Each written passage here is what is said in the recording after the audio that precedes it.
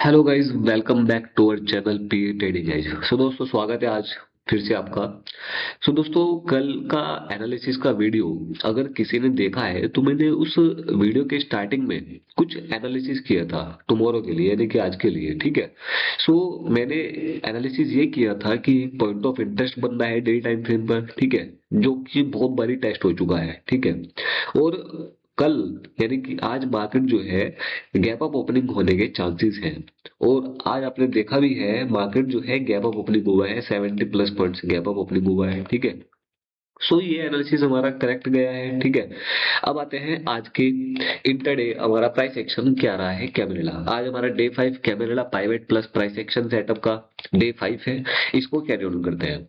सो मैंने आपको बताया, एक तो हॉट जोन क्या होते हैं? हॉट जोन वो होते हैं जैसे कि ये आपका, आप इसको पॉइंट ऑफ इंटरेस्ट कह लीजिए या फिर हॉट जोन बोल लीजिए। ठीक है। ये एक हॉट जोन बन रहा था। अब आप इसकी साइकोलॉजी अगर समझेंगे, मार्केट ने क्या किया था, एक बहुत ही जोन था सपोर्ट 3 और सेंट्रल पाइवट का एक इंपॉर्टेंट लेवल होता है। मैंने आपको बताया है कैबिनेला में ये सबसे इंपॉर्टेंट लेवल होते हैं। ठीक है। मार्केट ने उसको ब्रेक करने की कोशिश कर रहा था, बट ब्रेक नहीं कर पाया। जब इसने डाउन साइड आया तब भी इसने गैप डाउन दिया था ओपनिंग। ठीक है। जब ये डाउन साइड खुला था तब भी इसने गैप डाउन ओपनिंग दी थी, लगभग 90 प्लस पॉइंट्स की। ठीक है। और जब ये आज ओपन हुआ है अप साइड के लिए तब भी इसने गैप अप दिया हुआ है। ठीक है। यानी कि यहाँ पर जितने भी लोगों ने इस कैंडल को, मैंने आपको बताया था, इस कैंडल को देख करके जितने भी लोगों ने यहाँ पर सीलिंग बना ली होगी। ठीक है। और वो दाबना जो एक लार्ज टारगेट जो है लेकर के बैठे होंगे। ठीक है।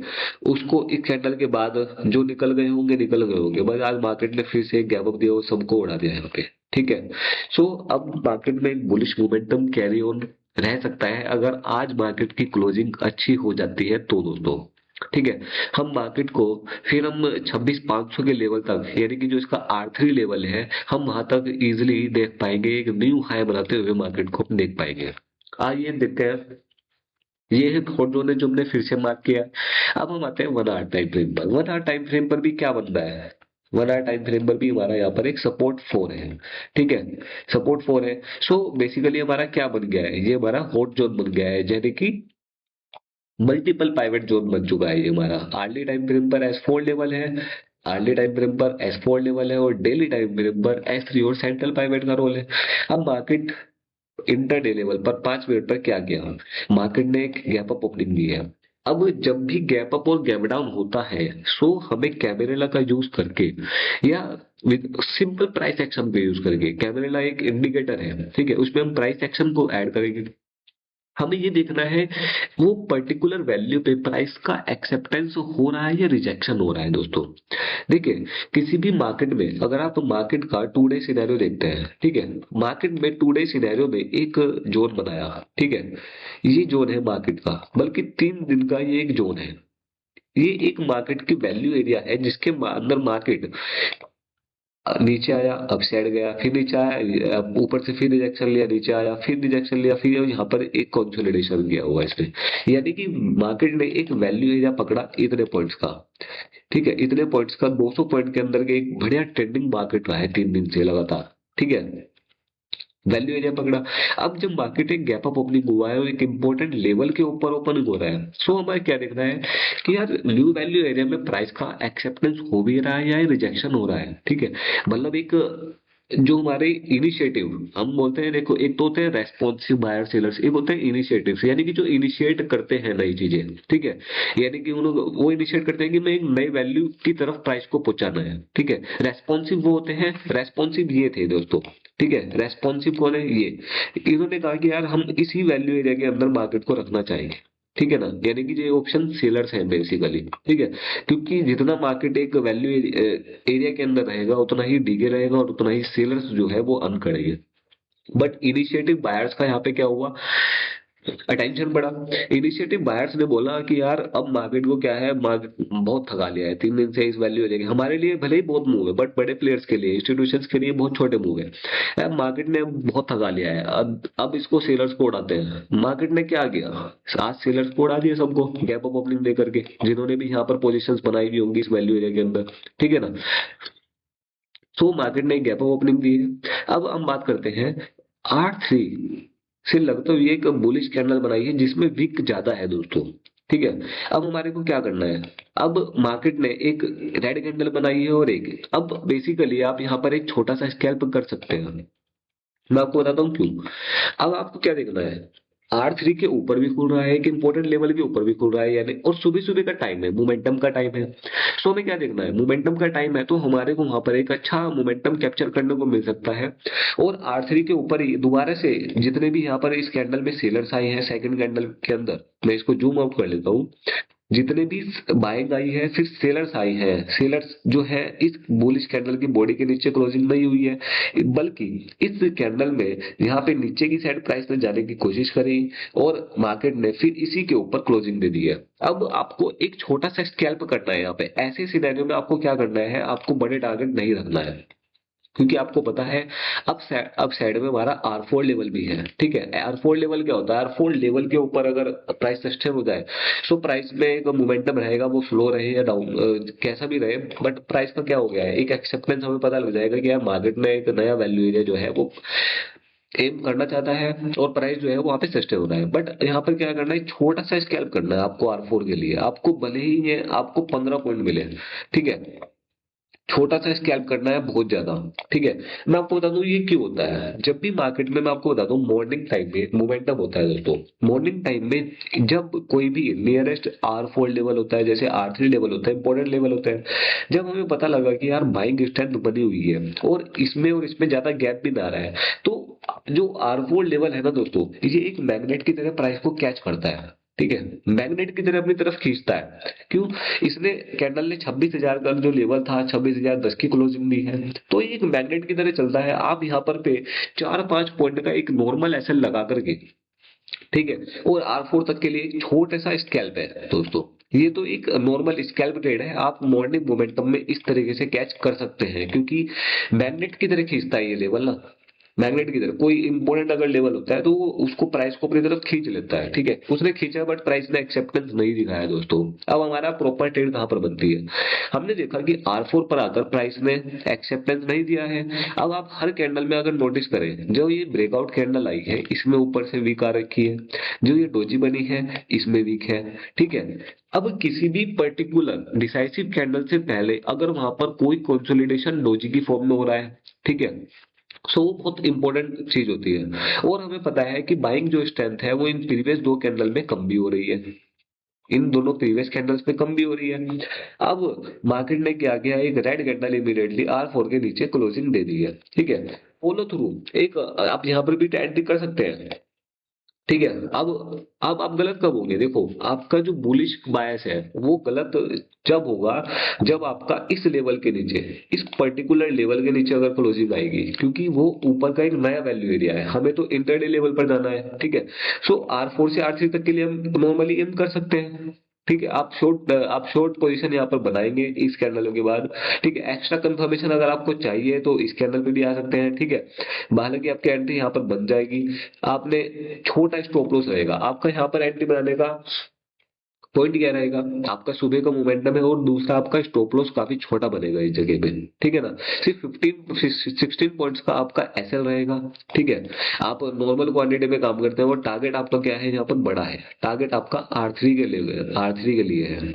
और आपका देखिए आपका 10 बज के 20 मिनट तक आपका जो टारगेट है 1:4 का यहाँ पे इजिली एम हो जाता है 60 पॉइंट्स का। हालांकि आपको इस कैंडल में जो है, इसी कैंडल में आप अगर बाहर हो जाए ना वो भी ज्यादा अच्छा है। ठीक है, आपको यहाँ पर भी 1:3.5 मिलेगा, क्यों, मोमेंटम का कैंडल है, हालांकि ये भी मोमेंटम का कैंडल है, वो जैसा भी जिसकी होल्डिंग कैपेसिटी है उस हिसाब से, बट R3 तक के मार्केट एम करता है तो R3 तक हम ले सकते हैं। ठीक है, अब मार्केट ने क्या किया उसके बाद, एक ट्रेड हमारे को यहाँ पे कौन सी मिली, एक ट्रेड हमारे को यहाँ पर ये मिल गई आपको। ठीक है, शॉर्ट एंट्री के लिए आपको एक ट्रेड हमारी ये मिली। इसमें देखो, अगर आप कोई ट्रेड ले रहे हैं आपको मालूम पड़ रहा है कि यार स्ट्रेंथ भी कम हो रही है थोड़ी सी, और ऐसा नहीं है, हमारा ओवरऑल जो बुलिश का बायस है, ठीक है, बुलिश का बायस है कि हम मार्केट अब जो है कैरी ऑन कर सकता है, वो हमारा डेली टाइम फ्रेम पर बना हुआ है। ठीक है ना, ये डेली टाइम फ्रेम के लेवल्स है, बट ये हमारे लिए इंटरडे पे काफी अच्छे वर्क करेंगे।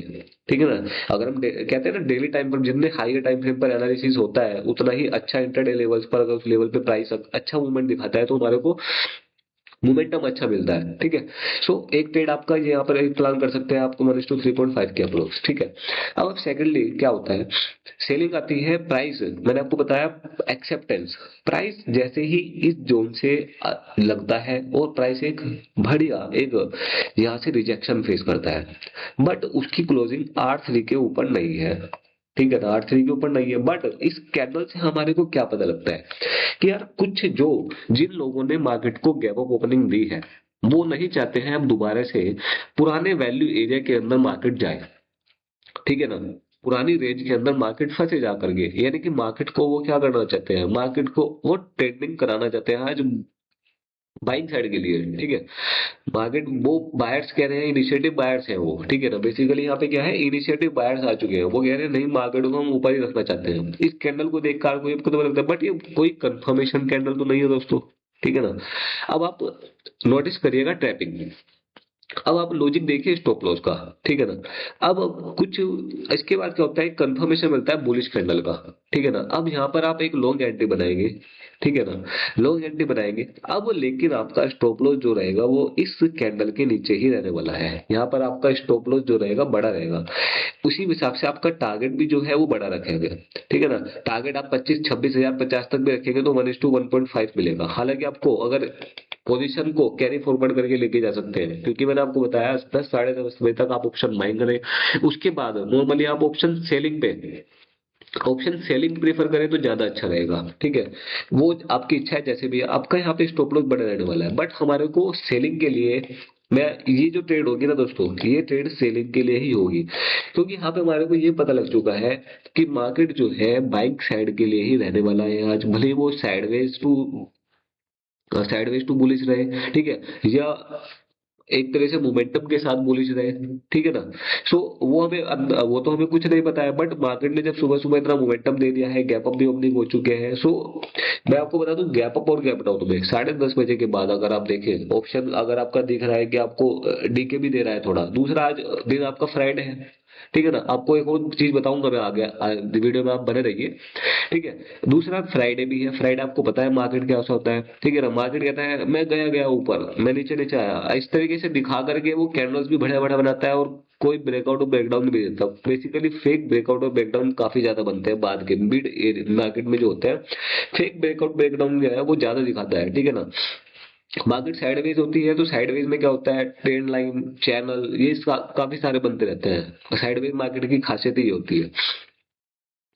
तो आपको क्या पता चलता है कि मार्केट अब बुलिश में जा रहा है, तो आपको टारगेट यहाँ पे रखना है।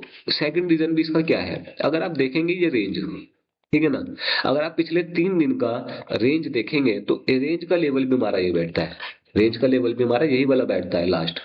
सो कितनी सारी चीजें हमारे कंफर्मेशन मिल रहा है इस लेवल पर, हमारे को कितने सारे कंफर्मेशन मिले।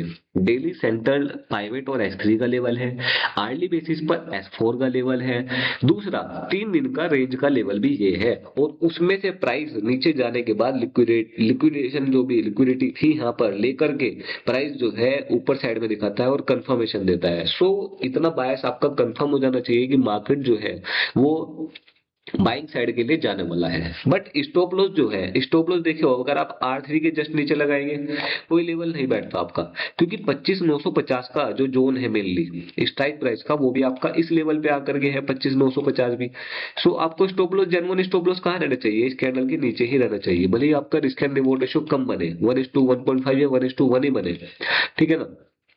आप R4 के लिए एम करेंगे तो 1:1 बनेगा, आप ज्यादा 26 या 50 देखिए जब बाइंग में रहेगा तो यानी कि जो एक साइकोलॉजिकल देखिए, जब बाइंग में जब पता लग गया है कि यार मार्केट को नया वैल्यू एरिया में जाना है, सो हमें मालूम पड़ जाना चाहिए कि ये जितने सेलर्स यहाँ पे बैठे हैं ना ये भी शांति से नहीं बैठेंगे, ठीक है ना। मार्केट जो है यानी कि इनको भी उड़ाएगा।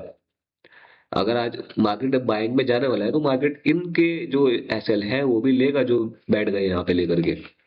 सो मार्केट ने यहाँ पे बाइंग साइड के ट्रेड बनाएंगे और हमारे को अच्छा खासा 1:1.5 के अप्रोक्स हमारा यहाँ पर भी आपको ट्रेड मिल जाएगा, ठीक है। स्टॉप लॉस मैंने आपको बताया कहाँ पे रखना है, स्टॉप लॉस आपको इस कैंडल के वीक के नीचे रखना है। लॉजिक क्या है, रेंज के नीचे भी चला जा चुका है, जो S3 S4 लेवल है आरडी बेसिस का, उसके नीचे भी स्टॉप लॉस है। 25,950 का जो स्ट्राइक प्राइस है उसके नीचे भी है, और जिस कैंडल ने लिक्विडिटी ली थी उसके नीचे भी है। सो स्टॉप लॉस आप यहाँ पे क्या करेंगे जब आपका स्टॉप लॉस बढ़ा है? देखो, कई बार लोग ना ऐसा बोलते हैं कि स्टॉप लॉस बड़ा आ चुका है, ठीक है। यार पोजीशन साइजिंग करना यही खेल होता है, स्टॉप लॉस के अकॉर्डिंग अपना पोजीशन साइजिंग। आप सपोज करिए आप पे पैसा कम है, ठीक है, आप ऑप्शन सेलिंग कर रहे हैं, सपोज आप 2 लोट से कर रहे हैं, अब आप स्टॉप लॉस बड़ा बैठा है तो आप 1 लोट पे आ जाइए, उसी हिसाब से आप टारगेट लीजिए। बट कंफर्मेशन तो मिल रहा है ना आपको। आपको क्या मिल रहा है? कंफर्मेशन मिल रहा है, हायर एक्यूरेसी की ट्रेड मिल रही है आपको। सो पोजीशन साइजिंग आपको छोटी करनी पड़ेगी जब आपका एसएल बड़ा होगा, ठीक है, और बड़े टारगेट के लिए ही एम करिए। सो दोस्तों, अगर ये आपको वीडियो पसंद आया है प्लीज हमारे चैनल को सब्सक्राइब कर लीजिए और इस वीडियो को लाइक कर दीजिए और बेल नोटिफिकेशन के आइकन को दबा लीजिए। सो मिलते हैं दोस्तों नेक्स्ट वीडियो में डे 6 पर।